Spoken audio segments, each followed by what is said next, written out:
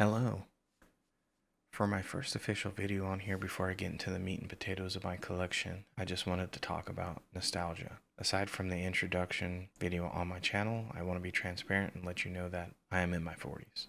Even saying it is weird. I always felt young and that I was the youngest in my surroundings, my career, etc. And now like that, I'm older. Since this is a YouTube channel and a fairly new one, if you do manage to stay for this whole video and liked it or it resonated with you, comment down below, leave a like. If I come across your algorithm again and my content is something you possibly dig, a subscribe would be awesome. I really would love an excuse to continue sharing my collection and possibly seeing some of yours if you're on IG. The figure I wanted to talk about today is my last standing legacy figure I physically have in my collection, and that is the original Michael Bay Ratchet from 2007. He has basically stood the test of time against my 2-year-old who is about to turn 3 in March. I obviously had Transformers as a kid, lots of cool G1 stuff. I can remember redeeming proof of purchases to get Sunstreaker and Trailbreaker, and thinking about the evolution in toys in general and what you guys get to experience. Leaks, different iterations of Transformers. I love that for new generations. One thing that is certain about life is someday I'm no longer going to be here, and you're no longer going to be here. And many cartoons that I grew up watching when I was a kid came and went. Silverhawks, Centurions, GoBots, He-Man, Mask, G.I. Joe, and to this day Transformers, G.I. Joe, and Teenage Mutant Ninja Turtles are constantly being relaunched and reinvented. And I love that for you and my kid. I cannot wait to see what she's into when she grows up. I also have a 23-year-old son, and him and his girlfriend are into anime and Funkos. I rock with Funkos, but not at their level. There will be fandom that are stuck in a time capsule. Some people you engage with will be positive and some people will be negative. As an introvert, I can barely bring myself to even socialize with other collectors. Everyone has something that gives them the ick, and for me, it's walking Wikipedia folks. The well, actually, folks who get their rocks off on correcting you and whatnot.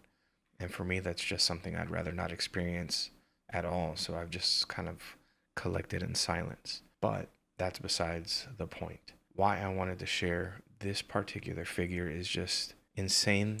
It's insane to me that if somehow this is in my house in 2 more years, this figure will be 20 years old. Like what? I can't recall when I picked up collecting figures again. I got into cars when I turned 18. I spent a decent amount of my early adulthood obsessing over cars and motorcycles. Even though I've never owned a motorcycle.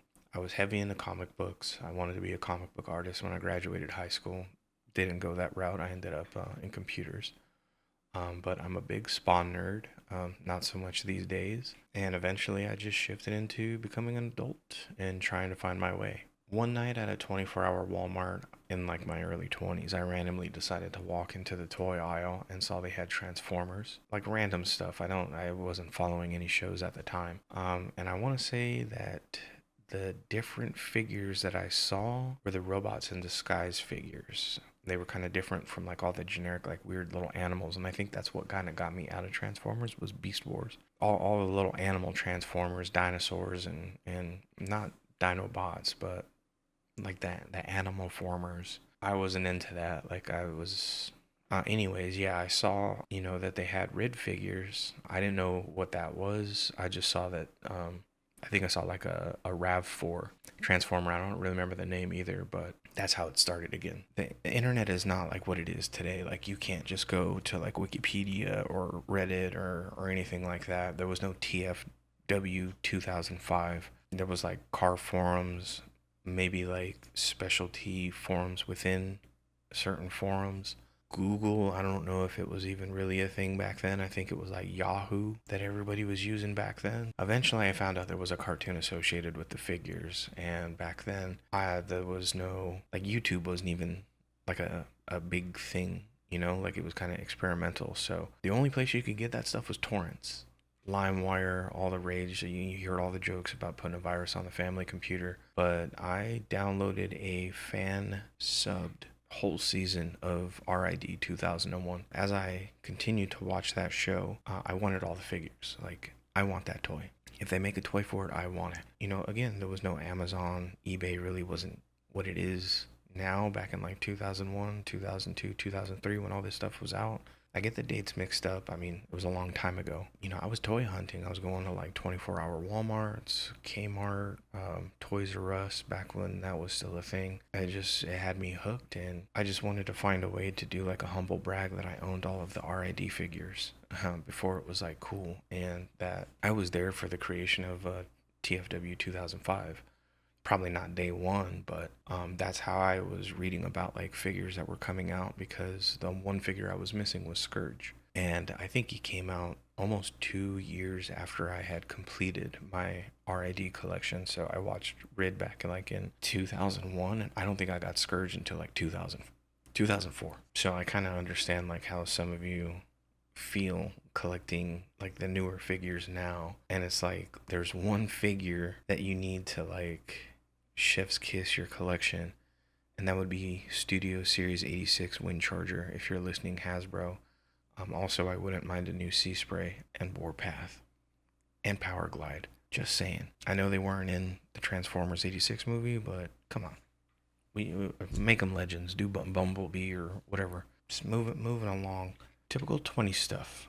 Partying girls doing a stand-up comedy. I wasn't really funny, and then they announced the 2007 Transformers movie, and going to Target and stuff like that and seeing new Transformers toys associated with the movie, like it was like a black hole. It sucked me back in. So I was hunting down the toys for the movie before it came out. Still fairly broke back then. Why these toys were $30 to $65 is beyond me. People talk about inflation now. In 2007, $30, $60 was a lot of money. That was like 2 tanks of gas. And you know what I'm saying? I mean, but gas was cheaper back then too. It's probably 3 tanks of gas, if you think about it in that sense. And I had these proudly displayed at my desk at work at the time, and poor Ratchet here, someone decided to play with the figures while I wasn't at work and popped his windshield off. And my microphone's super sensitive, like ASMR mode. But anyways, they removed the windshield, and instead of like putting it next to the figure, like, oops, I broke it, they were just like, let me throw this in the trash, and he just probably won't even notice, because they're always like in robot mode. And sure enough, I did notice. I was super pissed.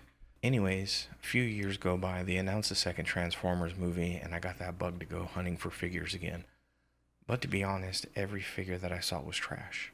It was like the quality wasn't even close to like these figures. They weren't as detailed, so I kind of passed. And I don't even think it was until like Dark of the Moon I got another Transformers figure. I received the Optimus Prime and Jetfire as a gift. And before my shelf became the shelf that it is today, I had a section dedicated strictly to my Bayformers. And my boxed Jetfire and Optimus, I eventually opened them because the boxes just got damaged. And then my 2-year-old began to walk. I had a small collection of Studio Series 86 figure. Really, any G1 figure that I saw released, this was not crazy like it is now. But as time went on, I started to get back into it. I had a vision of what I wanted to collect. After 18 faithful years of ownership with my Bayformers, I simply trashed them. Which is funny because I was actually on eBay looking for the missing windshield to Ratchet to make them whole again, thinking, like my daughter wouldn't destroy these toys and I would still like have my 2007 like Transformers, even though they were sitting on like the bottom of the shelf. Originally on the bottom of my old bookshelf was my entire like Invincible hardcover collection and a bunch of other like random graphic novel comic books. And so all of those are hidden away in a cabinet right here, with child safety locks on them, so she can't rip those books up. My child loves destroying toys and books. So anyways, my daughter's a whole ass Megatron, because the first one of these figures that she killed was Jazz. I can't tell you how many times I stepped on his loose head sitting somewhere around the apartment. Sadly, I really wish I could have found these toys a new home, or my daughter didn't tear them apart for fun when I gave them to her to play. I think Ratchet right here is just missing the other door, which I'm pretty sure has been thrown away. Normally any small loose stuff House gets cleaned, stuff gets swept up. It's not attached to the figure, it's going in the trash. Eventually, the whole figure will make it in the trash. And so that is why this is a thing, because they started to get expensive. You know, I think Coronation Starscream was like probably the start of the collection. The figure was like $50, and then Dinobots, and then every other thing that I couldn't find at Target once I started getting on eBay, and I'm like, oh, Headmasters. Okay, let's get those. Oh, Target Masters, let's get those. Why I ventured out of Studio Series 86 and just collecting Transformers the movie figures is beyond me. Stupid move. This became expensive quick. And it's just for like those oddball figures, like all the newer stuff. Like I just got Ramjet, $35, reasonable. But like in the middle of this shelf right here, I just got all of the Target Masters. So like Misfire. I'm forgetting the names now that I want to say them, but I remember Misfire's name because Misfire was $200. So, anyways, Ratchet is the last bot standing, and my daughter still plays with him. He's just built a bit better than the rest of the 2007 Bayformers. So, I mean, it's very hard for her to break him, which is a testament to the engineering behind this figure. And it's a simple transformation. Again, my microphone's super sensitive, so your ears and mine would suffer at me transforming this figure. I still to this day enjoy all of the detail on it. I'm thinking when the second movie came out, somehow he was smaller, or it was a repaint of the same figure. And I'm like, I'm not gonna spend $60 to get the same toy. Like that's crazy. If there's any new ones, but like any of the figures that I didn't already have were not as well made as these figures. If I could say they were well made, someone else may say these suck. But to me, like this is. If I'm gonna pay $50 for a Transformer, like the playability is probably really not there, but at the time, like for the size of the figure, because I think like Transformers were probably like this big, like G1 stuff, and most of the Transformers at the time, and most of the Rid figures, I want to say like Bruticus from Robots in Disguise was just a G2 reissue, or repaint or whatnot. It was the same, like it didn't like. When I had all the figures and I got Bruticus, he didn't even match like the rest of like the engineering of any other figure that I had. Besides like all those stupid little like mini bot. I think there was like a white truck with like a Brahma bull on the hood. Some of those I probably still have somewhere. I think those are probably the only ones that I kept. Ratchet really doesn't fit my current collection at all, and my wife will not let me take up any more real estate in our home than I already have with my collection, so having another glass case is out of the question. While I may not have the figures, I do have all of their manuals saved, and my entire Rid collection as well. They're all in mint condition in a small box of Wu-Tang, Kung Fu, VHS tapes, and other vintage trinkets at my dad's house. So in closing, if you made it this far, whatever your journey is with anything you love, or whatever you like doing, don't let anyone make that unenjoyable for you, be it people in your life, people on the internet, because it's easy to get caught up in other people's negativity. And if you're adding to that fire, you're just doing the same thing they are, which is thinking your opinion or enjoyment of things is the only thing that matters, and everyone else should think that way. So be positive and enjoy the journey wherever it may take you. And I promise this will be the only time I talk this much. That is how special this figure is and Transformers to me. I hope to see you if I make another video. Well, I will, but you know what I mean. Anyways, thanks for watching.